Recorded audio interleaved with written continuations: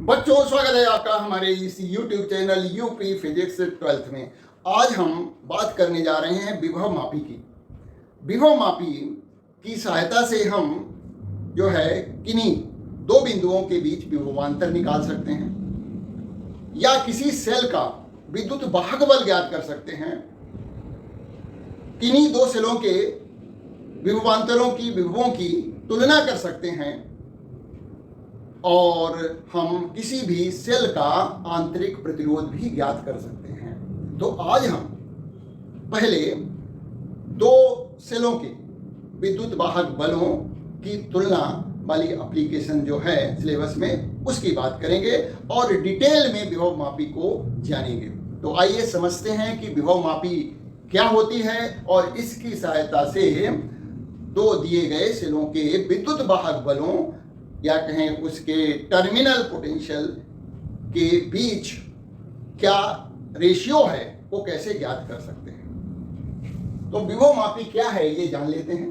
विभव मापी पोटेंशियोमीटर ये एक ऐसा उपकरण है जिसकी सहायता से दो बिंदुओं के बीच विभवांतर किसी सेल का विद्युत वाहक बल तथा सेल का आंतरिक प्रतिरोध ज्ञात किया जा सकता है। ये तो इसकी विभिन्न एप्लीकेशन हो गई। अब ये होता क्या है इसकी बात करते हैं और किस सिद्धांत पर कार्य करता है। सबसे पहले सिद्धांत। तो सिद्धांत बहुत ही इंपॉर्टेंट है, ये परीक्षा में पूछा जाता है। देखा जाए विभव मापी पूरी तरह से दोनों एप्लीकेशन जो हैं वो बहुत ही इंपॉर्टेंट हैं। तो विभव मापी का सिद्धांत क्या होता है ये नोट कर सकते हैं। क्या है कि जब किसी एक समान व्यास के प्रतिरोधक तार में नियत विद्युत धारा प्रवाहित की जाती है तो तार के किन्हीं दो बिंदुओं के बीच विभवांतर उन बिंदुओं के बीच तार की लंबाई के अनुक्रमानुपाती होता है। तो यहां पर जो बात की जा रही है कि जो तार की लंबाई यानी जिन दो बिंदुओं को हमने चुना है उन बिंदुओं के बीच की तार की लंबाई यदि मान लिया L है तो विभवांतर जो होता है उन दिए गए बिंदुओं के बीच विभवांतर अनुक्रमानुपाती होता है लंबाई के। तो B = हो जाएगा KL। ये अनुक्रमानुपाती का चिन्ह जब हम बराबर में बदल देते हैं तो एक हमें नियतांक लगाना पड़ता है। यहाँ के एक नियतांक है जिसे तार की विभव प्रवणता कहते हैं। प्रति एकांक लंबाई में जो विभव का परिवर्तन होता है विभव मापी के तार होता है। अभी बात करते दिखाते हैं कि क्या होता है। तो तार की प्रति एकांक लंबाई में जो विभव पतन होता है उसे विभव प्रवणता कहते हैं। यानी देखिए ना, यहीं से पता लग रहा है K बराबर क्या हो जाएगा B/L। तो प्रति एकांक लंबाई में जो विभव पतन हो रहा है उसी को विभव प्रवणता कहते हैं। अब ये सिद्धांत आपको पूरी तरह से नोट कर लेना है, याद करना है, क्योंकि सिद्धांत जरूर लिखने को आता है परीक्षा में। अब इसमें होता क्या है उसकी बात कर लेते हैं। ये कैसे बना होता है। देखिए रचना, कंस्ट्रक्शन। हालांकि कंस्ट्रक्शन आने को तो आ सकता है लेकिन कम चांसेज होते हैं, फिर भी हमें जानकारी के लिए तो मालूम होना चाहिए। इसमें नंबर 1 मैंने पॉइंट दिया है, इसमें अधिक विशिष्ट प्रतिरोध तथा निम्न प्रतिरोध ताप गुणांक वाले पदार्थ जैसे कि मैंगनीज से बना 10 मीटर या 4 मीटर लंबा तथा एक समान अनुप्रस्थ परिच्छेद का तार 1 मीटर के समांतर टुकड़ों के रूप में एक लकड़ी के आधार पर कसा होता है। अभी चित्र बना के दिखाएंगे। तो यहां पर क्या है कि जो तार लिया जाता है विभव मापी में वो मैंगनीज का बना हुआ होता है या कोई दूसरा भी तार ले सकते हैं, लेकिन कंडीशन है कि उसका विशिष्ट प्रतिरोध अधिक हो तथा उसका प्रतिरोध ताप गुणांक निम्न हो। अक्सर जो है जो तार लगा होता है विभव मापी में वो या तो 10 मीटर होता है या 4 मीटर भी हो सकता है। तो ये टुकड़ों में तार यानी 10 मीटर है तो 10 मीटर के 1 मीटर के 10 टुकड़े होंगे। 4 मीटर है तो 1 मीटर के 4 टुकड़े होंगे और इन टुकड़ों को जो है आपस में कनेक्ट किया जाता है और इनके समांतर एक पैमाना, मीटर पैमाना लगा होता है। और ये जो तार जो कसे जाते हैं वो लकड़ी का एक तख्ता होता है, लकड़ी का आधार होता है, उस पर कस दिए जाते हैं। ये तार तांबे की मोटी पत्तियों द्वारा श्रेणी क्रम में जुड़े हुए रहते हैं। इसमें तार के दोनों सिरों ए व बी पर संयोजक पेंच लगे रहते हैं। ये नंबर 2 पॉइंट मैंने लिखा है। 4 पॉइंट में मैंने पूरा कंस्ट्रक्शन कंप्लीट कर दिया है। तीसरा पॉइंट है तारों की लंबाई के समांतर 1 मीटर पैमाना लगा रहता है। लास्ट पॉइंट है इसी पैमाने की सहायता से विसर्पी कुंजी जे की सहायता से शून्य विक्षेप की स्थिति ज्ञात की जाती है। अब जरा चित्र मैं बनाता हूं, उसको समझिएगा कि कैसे क्या होता है।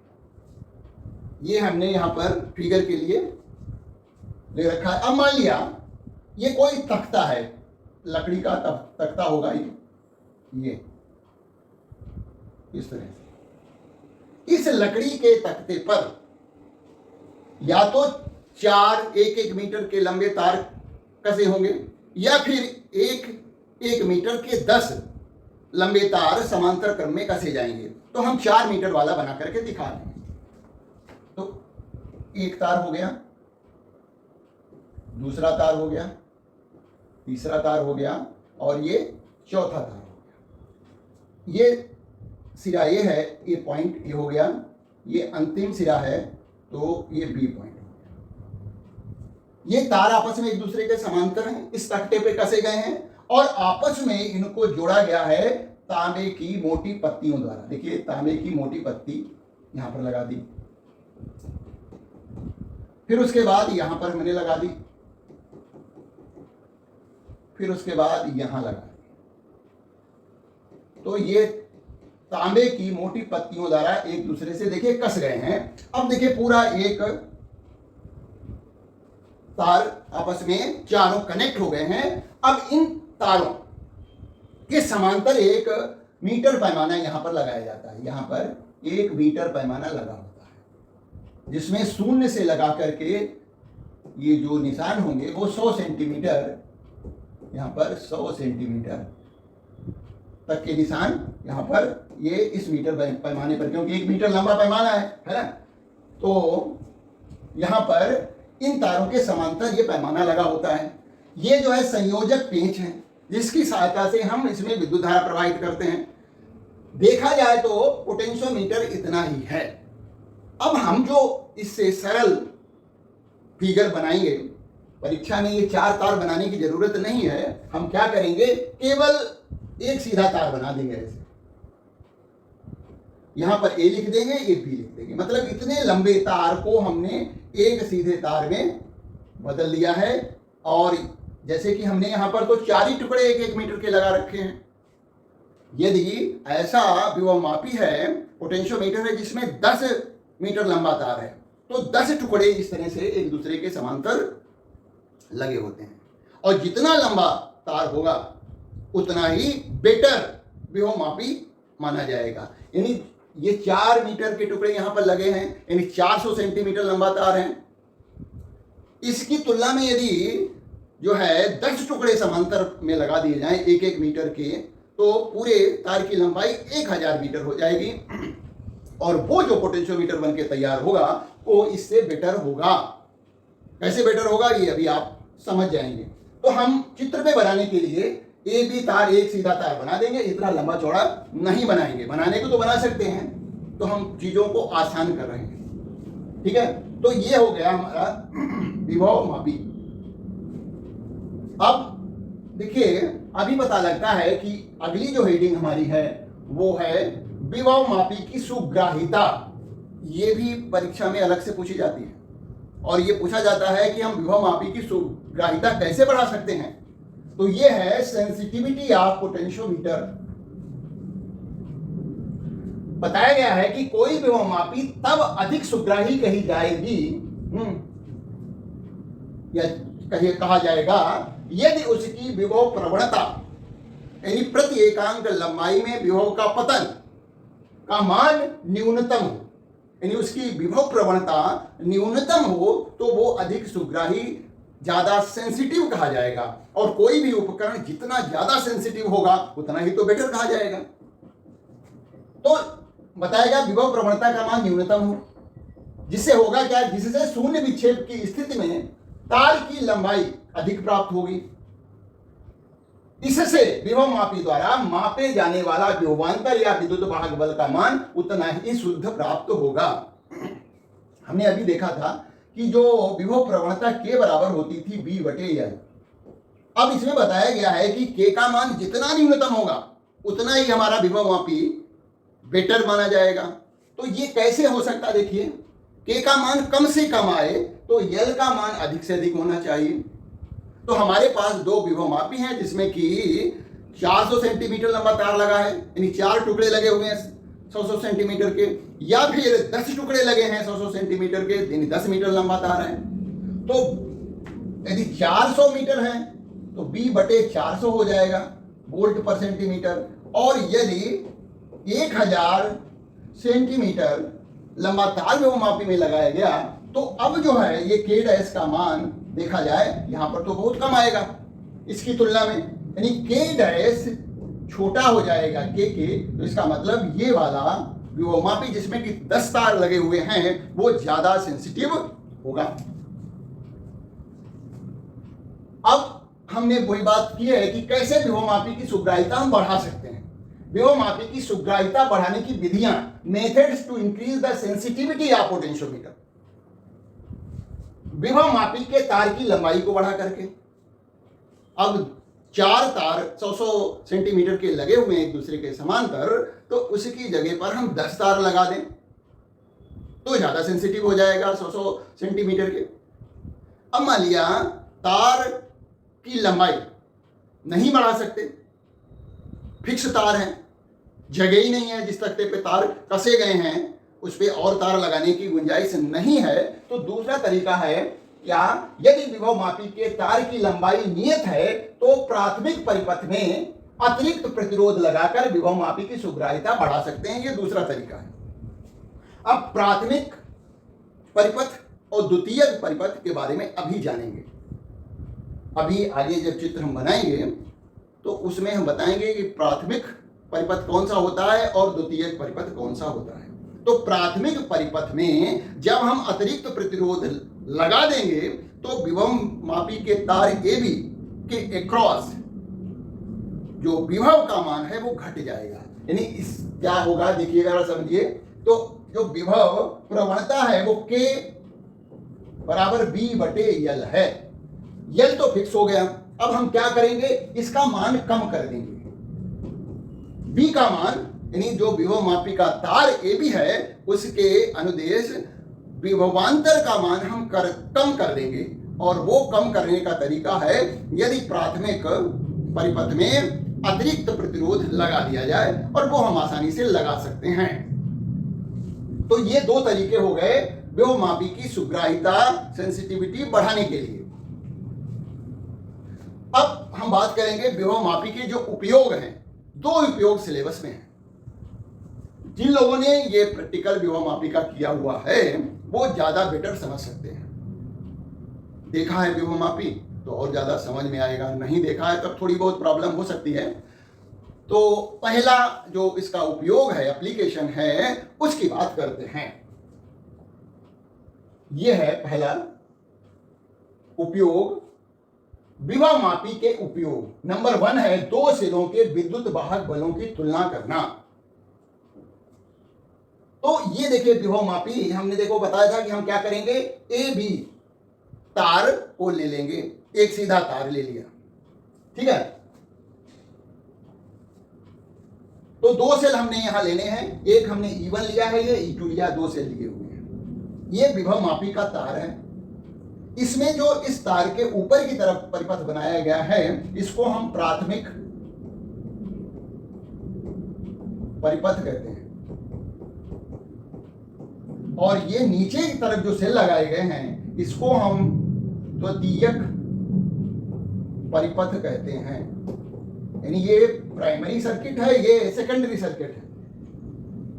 प्राथमिक परिपथ में हमने बताया था अतिरिक्त प्रतिरोध लगा करके, जैसे कि हमने यहां पर ये क्या धारा नियंत्रक लगा हुआ है, तो यहां पर हम अतिरिक्त प्रतिरोध कहीं पर भी लगा दें, मान लिया यहाँ पर हम एक प्रतिरोध लगा देंगे यहाँ पर आर अलग से, तो क्या होगा कि ए बी के अनुदिश विभव मापी के तार के अनुदिश जो विभव लगाया गया था, विभवांतर लगाया गया था, वो उसका मान घट जाएगा। कैसे घट जाएगा?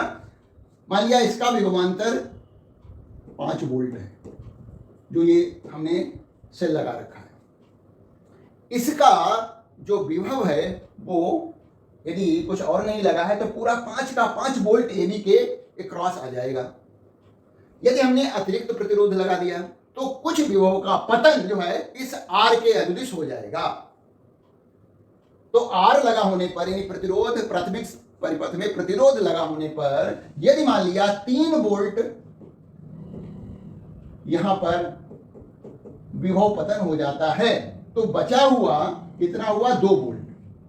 2 वोल्ट का विभव इस तार के अनुदिश आ जाएगा।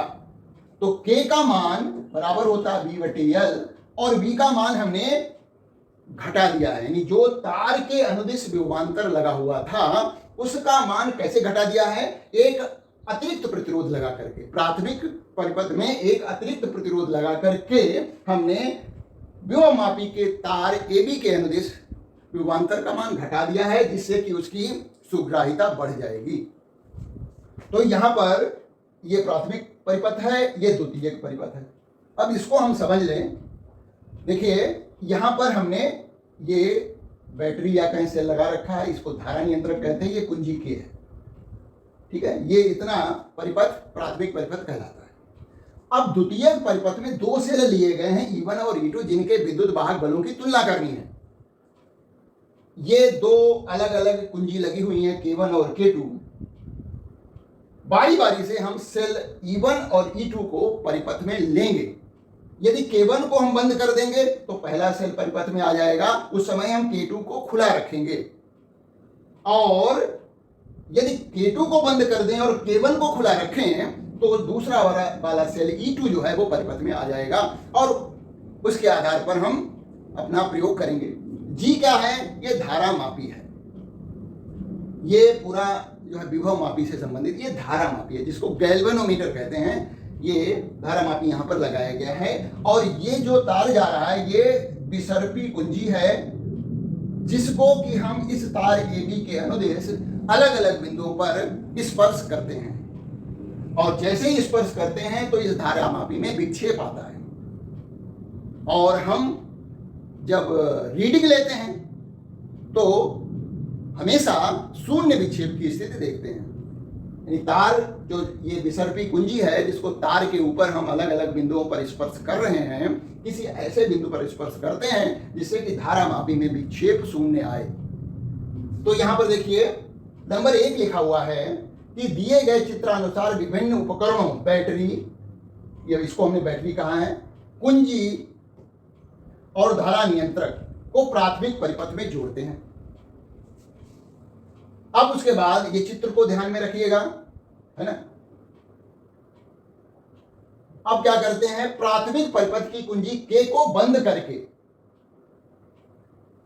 विभव मापी के तार के सिरों पर विभवांतर स्थापित करते हैं। जब कुंजी K जो प्राथमिक, ये इसको बंद कर देते हैं तो इस धारा मापी के तार के अनुदिश जो है वो एक विभवांतर स्थापित हो जाता है। तीसरा पॉइंट है, अब धारा नियंत्रक को इस प्रकार समायोजित करते हैं कि जॉकी J को विभव मापी के तार के सिरों A तथा B के बीच स्पर्श कराने पर धारा मापी G में विक्षेप विपरीत दिशा में प्राप्त हो। ये हम अभी चेक कर रहे हैं कि हमारा जो सर्किट हमने जोड़ा है वो सही काम कर रहा है, इससे हम अपना प्रयोग कर पाएंगे या नहीं। तो हमने जो है प्राथमिक परिपथ पूरा कर लिया है। उसके बाद अब हम क्या करेंगे? धारा नियंत्रक को इधर उधर खिसका करके इस प्रकार समायोजित करेंगे कि विभव, अब कि जॉकी J को विभव मापी के तार के सिरों A तथा B के बीच स्पर्श करने पर धारा मापी G में विक्षेप विपरीत दिशा में प्राप्त हो। ये हमने पूरा कर लिया। अब हमने मान लिया धारा, अभी ये नहीं लगाया है, इसे नहीं लगाए हैं, ये वाला पॉइंट जो है 3 नंबर वाला यहाँ पर जोड़ देंगे, ठीक है ना। और नहीं तो ये सेल लगा लीजिए, सारे सेल जो है कनेक्ट कर दीजिए, द्वितीयक परिपथ भी कनेक्ट कर दीजिए और हमें कोई एक सेल को सर्किट में ले लीजिए। जैसे मान लिया पहला सेल हमने परिपथ में ले लिया। अब हम क्या करेंगे, इस जॉकी जे को यहाँ पर, ये हम जे पॉइंट लिख दें, ये मैंने लिख दिया जी, इसको यहाँ पर टच करेंगे और फिर अंत में टच करेंगे। मान लिया हमने पी बिंदु पर टच किया, क्यू बिंदु पर टच किया, तो इस धारा मापी में विक्षेप जो आना चाहिए वो विपरीत दिशाओं में आना चाहिए। मान लिया पहले इसकी सुई जो है वो बाईं दिशा में विक्षेपित हो रही है, तो क्यू बिंदु पर टच करने पर दाहिनी दिशा में जानी चाहिए। ये क्या हुआ पहले वाले सेल के लिए। अब उसी तरह से K2 को, K1 को पहले खोल दीजिए और K2 को बंद कर दीजिए। तो दूसरे सेल के लिए भी इस तरह से चेक कर लीजिए कि धारा मापी के तार AB पर विसर्पी कुंजी को अलग अलग बिंदुओं में, यानी शुरू में और अंत में टच करने पर, स्पर्श करने पर दूसरे वाले सेल के लिए भी जो विक्षेप है वो विपरीत दिशा में होना चाहिए। तो अब हमने K2 को बंद कर दिया है, K1 को खुला कर दिया है। K1 को खुला करने से ये सेल, पहले वाला सेल जो है परिपथ में से हट गया है, दूसरा वाला सेल परिपथ में आ गया है। और उस सेल के लिए भी मैंने चेक किया कि ये जो हमारा परिपथ है वो सही से काम करेगा या नहीं। तो उसके लिए ही पी बिंदु पर इस विसर्पी कुंजी को टच किया, तो धारामापी में विक्षेप मान लिया बाईं तरफ हुआ, और जब क्यू बिंदु पर टच किया तो दाहिनी तरफ हुआ। ऐसा हो गया तो इसका मतलब हमारा परिपथ जो है एकदम से रेडी है प्रयोग के लिए। तो इस तरह से हमने ये देखिए, अब धारा नियंत्रक को इस प्रकार समायोजित करते हैं कि जॉकी जे को विभवमापी के तार के सिरों ए तथा बी के बीच स्पर्श करने पर धारामापी जी में विक्षेप विपरीत दिशा में हो। ये हमने देख लिया। अब हम आगे बढ़ते हैं, फिर क्या करते हैं देखिए। अब द्वितीयक परिपथ को मैंने पूरा कर लिया है और ध्यान दिया होगा कि प्राथमिक परिपथ में जो सेल लगाया है या बैटरी लगाई है जिसको ई लिखा है, और जो द्वितीयक परिपथ में दो सेल लगाए हैं जिनको कि E1 और E2 लिखा है, सभी के धनात्मक टर्मिनल बिंदु ए से कनेक्टेड हैं। देख लीजिए चाहे, देखिए इस सेल का ये बैटरी है तो धनात्मक टर्मिनल ए बिंदु से कनेक्टेड है, और उसी तरह से E1 और E2 जो सेल हैं इनके भी धनात्मक टर्मिनल ए बिंदु से ही कनेक्टेड हैं। ये ध्यान रखना पड़ता है। बाकी ये K1 K2 हम बारी बारी से खोलेंगे, बंद करेंगे। जब सेल E1 लेना होगा तो K1 बंद रहेगा, K2 खुला रहेगा। जब E2 सेल परिपथ में लेना होगा तो K2 को बंद कर देंगे और K1 को खुला रखेंगे, है ना। तो इस तरह से हम ने परिपथ पूरा कर लिया है। अब क्या करते हैं वो बताया गया है, प्रैक्टिकल शुरू हो गया समझो। अब द्वितीयक परिपथ में लगी कुंजी K1 जो पहले वाले सेल के पड़ोस में लगी है, K1 बंद करके तथा K2 को खुला रखते हुए धारा नियंत्रक को समायोजित करेंगे जो कि प्राथमिक परिपथ में लगा हुआ है। समायोजित करके जॉकी जे को तार के सिरों ए बी के बीच स्पर्श कराकर पहले सेल E1 के लिए शून्य विक्षेप की स्थिति प्राप्त करेंगे। तो K1 को बंद करेंगे, K2 को खुला रखेंगे और धारा मापी से जुड़ी हुई विसर्पी कुंजी को विभवमापी के तार AB के अलग अलग बिंदुओं पर स्पर्श करा करके देखेंगे कि शून्य विक्षेप की स्थिति कहां पर प्राप्त हो रही है। जहां पर प्राप्त होगी उस बिंदु को की रीडिंग हम ले लेंगे पैमाने के सहायता से, यानी कितनी लंबाई पर, तार की कितनी लंबाई पर जो है विक्षेप की स्थिति शून्य आ रही है। और जब ऐसा होगा तो हम कहेंगे कि पहले सेल के लिए हमें रीडिंग प्राप्त हो गई है ए से लगा करके J1 तक, और इसकी लंबाई मैंने कहा ये हमारी L1 प्राप्त हुई, और ये लंबाई क्या होगी, ए बिंदु से लगा करके जहां पर हमने टच किया है विसर्पी कुंजी को वहां तक की पूरी लंबाई ले लेंगे, है ना। अब जैसे मान लिया ये ए बिंदु है और ये हमारा ऐसा ये है बी बिंदु। अब हमने धारा मापी जो जी लिया था इसका तार यहाँ पर टच हो रहा है, पैमाना हमारा यहाँ पर लगा हुआ है, 1 मीटर का पैमाना। तो जब यहाँ पर टच हो रहा है तो देखिए 100 सेंटीमीटर ये हो गया, ये 200 हो गया, तो 200 मान लिया 40, 240 जो है L1 का मान आ जाएगा। 100, 200 और 240, यहाँ से यहाँ तक 40 है, तो 240 सेंटीमीटर L1 का मान आ गया। और ये इसको हम L1 लिख देंगे। जब ए से लगा करके ये हमारा J1 आया, ए से लगा करके AJ1 जो है तक हमने मान प्राप्त कर लिया है। तो यहां पर हमें क्या करना है कि पहले सेल को परिपथ में लेकर के उस सेल के लिए हम शून्य विक्षेप की स्थिति प्राप्त कर लेते हैं। और वो मान लिया तार की लंबाई L1 पर प्राप्त हुआ, तो E1 बराबर हो जाएगा KL1, समीकरण नंबर 1।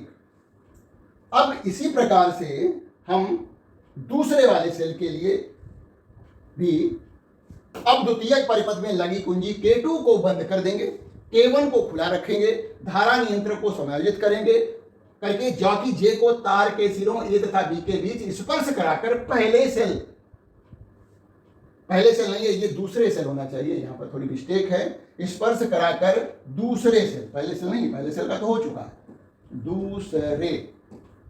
दूसरे सेल E2 के लिए शून्य विक्षेप की स्थिति AJ2 यानी L2 ज्ञात कर लेते हैं। दूसरे सेल के लिए जो शून्य विक्षेप की स्थिति आई है वो L2 दूरी पर आई है, तो E2 बराबर हो जाएगा KL2, समीकरण नंबर 2।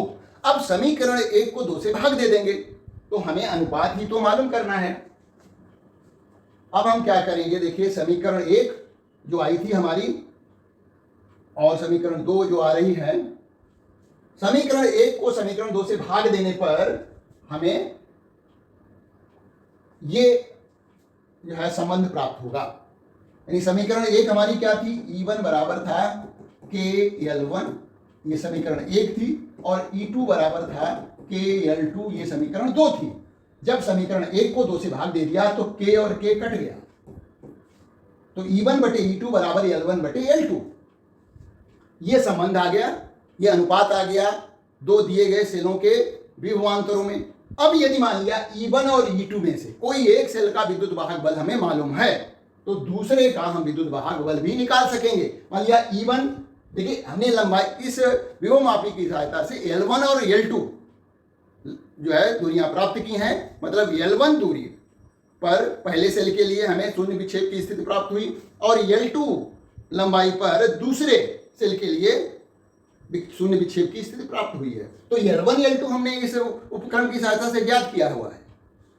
अब यदि मान लिया E1 का मान हमें मालूम है, ऐसा सेल लगाएं जिसका विद्युत वाहक बल हमें पहले से मालूम है, जैसे हमने ड्राई सेल जो शुष्क सेल है उसको लगा दिया, तो यहां पर हम लिख देंगे 1.5 उसका विद्युत वाहक बल होता। E2 हमें नहीं मालूम है, L1 मान लिया 240 आई थी और L2 आई थी 300, है ना। अब तिरछी गुणा करके हम E2 का मान ज्ञात कर सकेंगे, 1.5 इंटू 300 बटे 240, यही बात लिखी गई है। इस प्रकार एक सेल का विद्युत वाहक बल ज्ञात होने पर दूसरे सेल का विद्युत वाहक बल का मान ज्ञात किया जा सकता है। और यदि हमें तुलना करनी है तो तुलना करने से तो यही अनुपात हमें प्राप्त हो गया है। तो किसी भी अज्ञात सेल का विद्युत वाहक बल भी ज्ञात कर सकते हैं इस प्रयोग के द्वारा। शर्त है कि हमें दो में से किसी एक का विद्युत वाहक बल पहले से मालूम होना चाहिए। तो ये इस तरह से हमने पहला जो एप्लीकेशन था